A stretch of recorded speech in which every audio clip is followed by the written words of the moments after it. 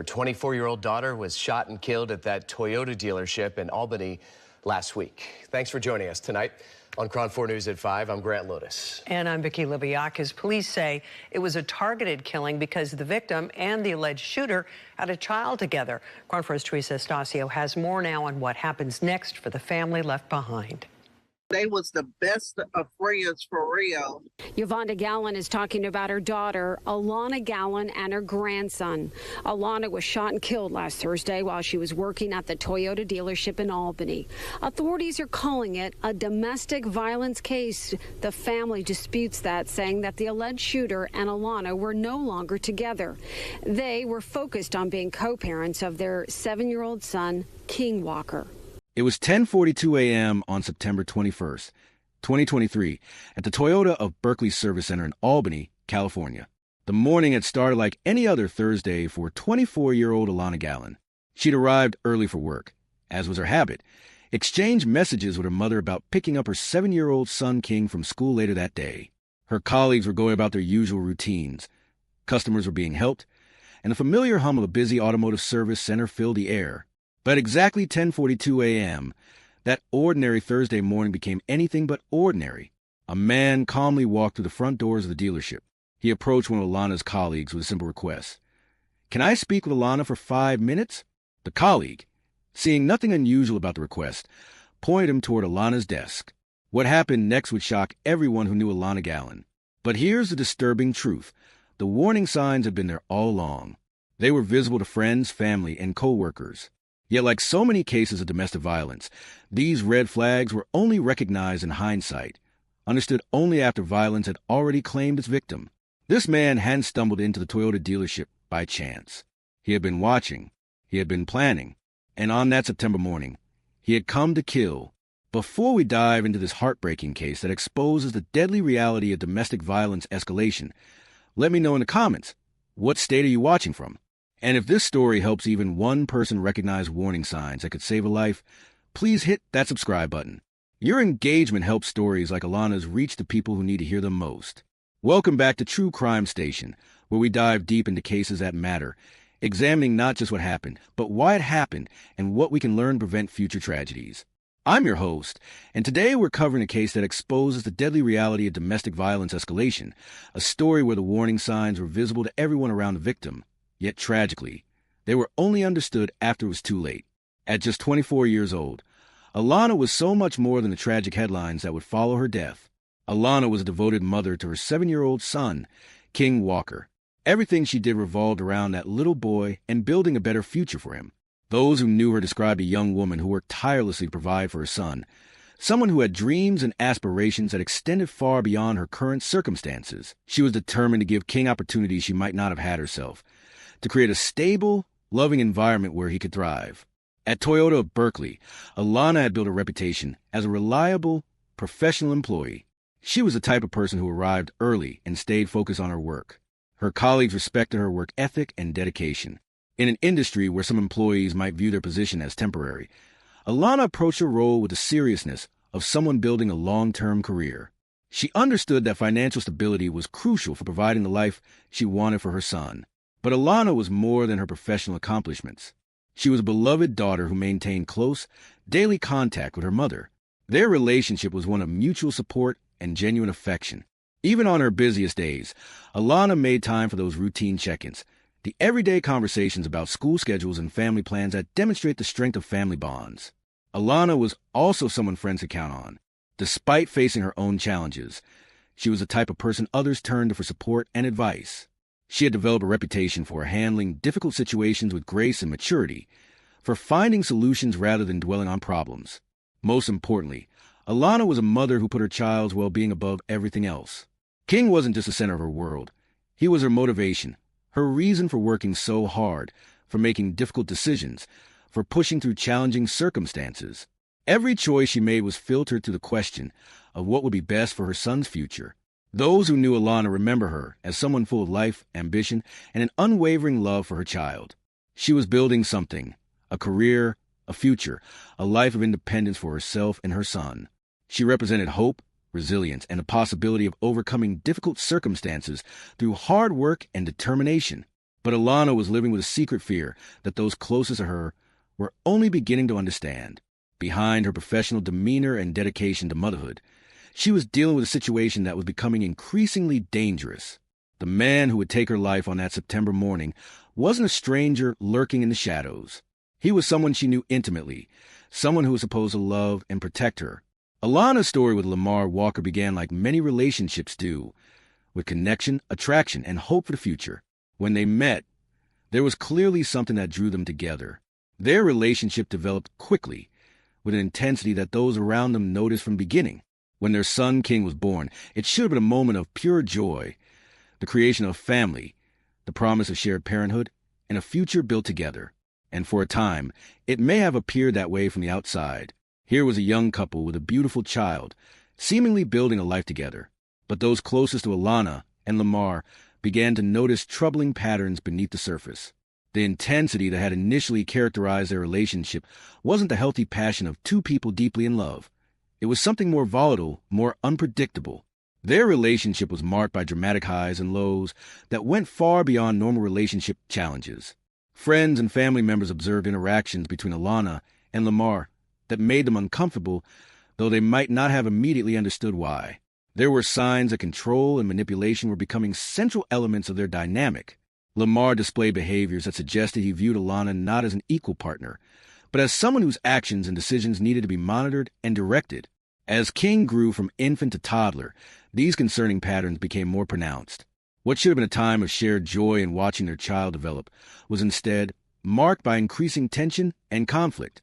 The responsibilities of parenthood seemed to exacerbate the existing problems in their relationship rather than bringing them closer together. When King was 3 years old, Alana made one of the most difficult and courageous decisions of her life. She ended the romantic relationship with Lamar Walker. This wasn't a decision made impulsively or during a heated argument. This was a mother and a young woman recognizing that the environment she was living in wasn't healthy for her child or herself, and finding the strength to take action to change it. But ending a romantic relationship doesn't automatically end the connection when there's a child involved. Alana and Lamar were bound together by their son, King, and they would need to find a way to co-parent effectively. The court established custody arrangements that were meant to ensure King maintained a relationship with both parents while providing structure and boundaries. However, what Alana hoped would be a transition to healthier co-parenting began to reveal itself as something far more sinister. Lamar's behavior didn't improve after their romantic relationship ended. It escalated. The control and intensity that had made their relationship toxic didn't disappear. Instead, it found new ways to manifest. This pattern is tragically common in domestic violence situations. The end of a romantic relationship often doesn't end the abuse. It can actually trigger an escalation. When someone who's been controlling loses their primary method of control, they often become more desperate, more dangerous, and more willing to cross boundaries they hadn't crossed before. What Alana thought was the end of a toxic relationship was actually the beginning of something far more dangerous. The man who had been her partner was about to become her stalker, and eventually her killer. In the months following their breakup, Lamar Walker's behavior began to show clear signs of escalation that would later be recognized as textbook examples of domestic violence patterns. But at the time, like so many victims, Alana found herself trying to manage and minimize these increasingly concerning behaviors. The first major red flag was Walker's pattern of showing up at Alana's workplace unannounced. These weren't brief, cordial visits related to their son or legitimate co-parenting discussions. These were intrusions that had no clear purpose other than to monitor Alana's activities and assert his continued presence in her life. The visits were unpredictable, which meant Alana never knew when he might appear, creating a constant state of anxiety and hypervigilance. The staff at Toyota of Berkeley began to recognize Walker as a frequent, unwelcome visitor. His appearances made colleagues uncomfortable, though they initially struggled to articulate exactly why. There was something about his demeanor during these visits, an intensity, a sense of barely contained emotion that created tension in the workplace. Employees began to notice when he was there, to feel relieved when he left, and to worry about how these visits were affecting Alana. Beyond the physical intrusions into her workplace, Walker began sending Alana threatening messages. These communications crossed a line from angry co-parent complaints into genuine intimidation. The messages contained language that was designed to frighten Alana, to make her understand that Walker wasn't going to accept the boundaries she was trying to establish. Recognizing the seriousness of these threats, Alana began documenting Walker's communications and behavior. She understood instinctively that she might need evidence of his escalating harassment, either for legal proceedings or for her own protection. This documentation process required Alana to relive each threatening interaction, but she was determined to create a record that would demonstrate the pattern of intimidation she was experiencing. The situation reached a critical point when Walker's behavior escalated to physical confrontation. Security cameras of the Toyota dealership captured an altercation between Walker and Alana that occurred just days before her murder. This wasn't a minor disagreement or a heated conversation between co-parents. This was physical aggression being displayed in Alana's workplace, in front of her colleagues, in a space where she should have felt safe and professional. Despite the clear escalation of Walker's behavior and the obvious impact it was having on her work environment, Alana found herself in an impossible position that many domestic violence victims face. She tried to downplay these incidents, particularly to her co-workers. She didn't want to burden others with her personal problems, didn't want her workplace to become a source of drama or conflict, and likely hoped that she could manage the situation without affecting other areas of her life. This tendency to minimize the danger is tragically common among domestic violence victims. There's often a combination of shame, hope that the situation will improve, fear of making things worse, and a genuine desire to maintain normalcy in other areas of life. Alana wanted to be seen as a professional employee, not as someone whose personal life was creating problems at work. But privately, Alana was taking action. She confided in friends about her growing fears regarding Walker's behavior. She wasn't imagining threats or overreacting to normal co-parenting challenges. She was experiencing genuine fear about what he might be capable of. Recognizing that the current custody arrangement wasn't working and that Walker's behavior was becoming dangerous, Alana made the decision to seek a modification to their custody agreement. This legal action was scheduled to be heard in court on October 5, 2023. It was an attempt to establish better boundaries and protect both herself and King from Walker's increasingly erratic and controlling behavior. But Alana would never make it to that court date.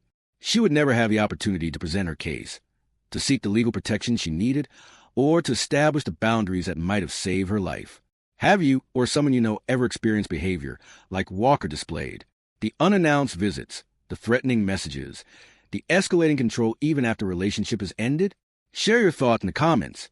Your story or recognition might help someone else identify these dangerous patterns before it's too late. September 21st, 2023 began as an ordinary Thursday for Alonna Gallon. She followed her usual routine, arriving early at the Toyota of Berkeley Service Center where she worked. There was nothing in her behavior or communications that morning to suggest she had any idea what was coming. Alana exchanged text messages with her mother about their plans for the day, including the routine arrangement of picking up 7-year-old King from school later that afternoon. These were the mundane, loving communications between a daughter and mother, a mother planning her day around her child's needs. There was no indication of fear, no sense of impending danger in these final conversations. But while Alana was starting what she believed would be another normal workday, Lamar Walker was beginning a very different kind of morning. His actions that day would later reveal the calculated, premeditated nature of what he was planning. Walker left his apartment that morning and made several deliberate stops. He purchased fuel for his vehicle. He withdrew cash from an ATM. These weren't random errands. They were methodical preparations. He was ensuring his vehicle was ready, that he had cash available, that the practical elements of his plan were in place. Then Walker drove to the Toyota dealership, where Alana worked. But he didn't immediately enter the building or approach Alana. Instead, security footage would later show that he circled the dealership, surveying the location, understanding the layout, observing the patterns of people coming and going. After circling the dealership, Walker parked his vehicle and waited. He sat in his car for over 20 minutes, watching the building where Alana was working. This wasn't impulsive behavior or a crime of passion. This was surveillance. This was a predator studying his environment, timing his approach, ensuring conditions were right for what he planned to do. The evidence of premeditation was overwhelming. The fuel purchase, the cash withdrawal, the circling of the building, the extended wait in the parking lot. Every action demonstrated that Walker had planned this attack. He had thought through the logistics, prepared for the aftermath, and chosen his moment. At 10:42 a.m., Walker finally entered the Toyota dealership. His demeanor was calm, controlled, almost casual. He approached one of Alana's colleagues with what seemed like a simple, reasonable request. "Can I speak with Alana for 5 minutes?" The colleague, having no reason to suspect anything dangerous about this request, directed Walker toward Alana's desk. There were no obvious warning signs in that moment, no immediate indicators that this man was armed and dangerous. He appeared to be just another person wanting to speak with Alana, perhaps about their son or some co-parenting issue. Walker approached Alana at her workstation. The two had a brief exchange. Words that no one else could hear, a conversation that lasted only moments. What was said in those final seconds will never be known, but whatever transpired, it ended with Walker drawing a .38 caliber revolver. Without warning, without giving Alana any chance to defend herself or escape, Walker fired 3 shots. Alonna Gallon, 24 years old, devoted mother, dedicated employee, was killed instantly at her desk while simply trying to do her job and build a life for herself and her son. The murder was over in seconds, but Walker's actions weren't finished. After killing Alana, he moved through the dealership to the second floor of the building. There, in what appeared to be a planned conclusion to his attack, Walker attempted to take his own life with the same weapon he had used to kill Alana, but the gun misfired. Walker was still alive when police officers arrived at the scene and confronted him on the second floor.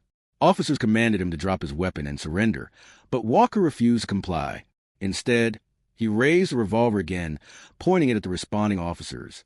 Faced with an armed suspect who had just committed murder and was now threatening law enforcement, the officers made a decision to use lethal force. Walker was shot and killed by police at the scene, ending the violence he had brought to what should have been a safe workplace on an ordinary Thursday morning. When the first 911 calls came in from the Toyota of Berkeley dealership, law enforcement responded with the urgency that an active shooter situation demands. Officers arrived to find a workplace transformed into a crime scene. Colleagues traumatized by witnessing violence they never could have imagined. The responding officers had to navigate a complex and dangerous situation. They knew shots had been fired, that at least one person was dead, and that the shooter was still in the building and still armed. Their priority was neutralizing the threat while protecting any remaining potential victims. When officers located Walker on the second floor of the dealership, they were confronted with a man who had just committed murder and appeared prepared for a final, violent confrontation. Walker's refusal to drop his weapon when commanded by police left the officers with no choice but to respond with lethal force when he raised a gun and pointed it in their direction. The investigation that followed revealed the full scope of Walker's premeditation. Security footage from the dealership and surrounding areas documented his surveillance of the location, his extended wait in the parking lot, and his calm entry into the building. Financial records showed his cash withdrawal that morning. Gas station surveillance captured his fuel purchase. This wasn't a crime of passion or a moment of lost control. This was a calculated execution carried out by someone who had planned every detail, from his preparation that morning to his apparent intention to die at the scene rather than face the consequences of his actions. For the colleagues who witnessed his violence, the trauma was immediate and lasting. They had seen a co-worker murdered in front of them, had their workplace transformed into a crime scene, and had to grapple with the reality that someone they recognized, someone who had been coming to their workplace for months, was capable of such calculated violence. The broader community was shaken by the brazen nature of the attack. This wasn't violence hidden behind closed doors or in isolated locations. This was murder committed in broad daylight, in a busy commercial establishment, with witnesses present. It highlighted the reality that domestic violence doesn't stay contained within homes or private spaces. It can explode into public spaces and affect entire communities. But perhaps the most devastating aftermath was the reality facing 7-year-old King Walker. In a matter of minutes, this child lost both parents. His mother was murdered by his father, who then died in the confrontation with police. King was left orphaned, thrust into a world of grief, trauma, and questions that no 7-year-old should ever have to face. The investigation confirmed what many domestic violence experts already knew. The most dangerous time for a victim is often when they're trying to establish independence, set boundaries, or leave an abusive situation. Alana's attempt to modify the custody arrangement, to establish healthier boundaries for herself and her son, had triggered the final escalation in Walker's violence. Alonna Gallon's murder wasn't just a tragic individual case. It was a textbook example of how domestic violence escalates and how warning signs, even when visible, are often not acted upon until it's too late. Her story holds critical lessons that could save lives if we're willing to learn from them. The warning signs in Alana's situation weren't hidden or subtle. Walker's behavior displayed clear patterns that domestic violence experts recognize as indicators of escalating danger. The unannounced workplace visits, the threatening messages, the physical altercation captured on security cameras. These were red flags that screamed danger to anyone trained to recognize them. But here's the tragic reality. Most people aren't trained to recognize these signs. And even when they are noticed, there's often uncertainty about how to respond. Alana's colleagues noticed Walker's unsettling presence at their workplace, but they didn't know how to interpret what they were seeing or what actions they should take. One of the most dangerous misconceptions about domestic violence is that it ends when a romantic relationship ends. In reality, separation often triggers an escalation in abuse. When someone who has been controlling loses their primary method of control, they may become more desperate and more dangerous. The period when a victim is trying to establish independence or set boundaries is statistically the most dangerous time. Alana's decision to seek a custody modification was exactly the kind of boundary setting that often triggers escalation. She was trying to protect herself and her son through legal means, but she was also challenging Walker's control in a way that he found intolerable. The court date scheduled for October 5th represented a potential loss of access and control that Walker was determined to prevent. The workplace element of this case highlights another critical issue. Victims of domestic violence are often not safe even in public spaces or professional environments. Abusers may not respect the boundaries of workplaces, schools, or other locations where victims spend their time. This means that recognizing and responding to domestic violence isn't just a private family matter. It's a community safety issue. Colleagues, employers, friends, and family members all have roles to play in supporting victims and potentially preventing tragedies. This doesn't mean taking on a role of law enforcement or putting oneself in danger, but it does mean taking concerning behavior seriously, offering support to victims, and knowing how to connect people with professional resources. The documentation that Alana was keeping of Walker's threatening messages was exactly the right approach. Victims need evidence of harassment and threats, both for their own protection and for any legal proceedings. But documentation alone isn't enough. It needs to be shared with law enforcement and domestic violence professionals who can help assess the level of danger and develop safety plans. Perhaps most importantly, Alana's story demonstrates why we can't wait for victims to ask for help. Many victims minimize the danger they're facing, either because they're trying to maintain normalcy in other areas of their lives, or because they've been conditioned to believe that the abuse is somehow normal or manageable. The reality is that domestic violence escalates, and it can escalate quickly. What starts as controlling behavior can progress to threats, then to physical violence, and ultimately to murder. Recognizing this progression and taking action early in the cycle is crucial for preventing tragedies like Alana's death. Support systems need to be proactive, not reactive. When someone expresses fear about an ex-partner's behavior, when colleagues notice concerning patterns, when friends observe controlling or threatening behavior, these observations need to be taken seriously and acted upon promptly. The legal system also plays a crucial role, but it has limitations. Restraining orders, custody modification, and other legal protections are important tools, but they're only effective if they're enforced and they're combined with other safety measures.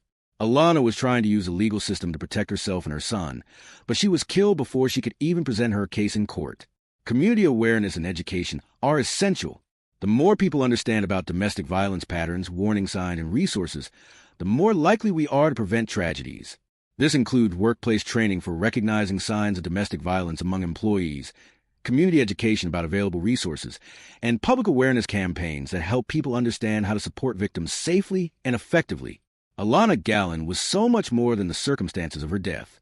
She was a young mother with dreams for her son's future, a dedicated employee building a career, a daughter who stayed in close contact with her family, and a friend who others turned to for support.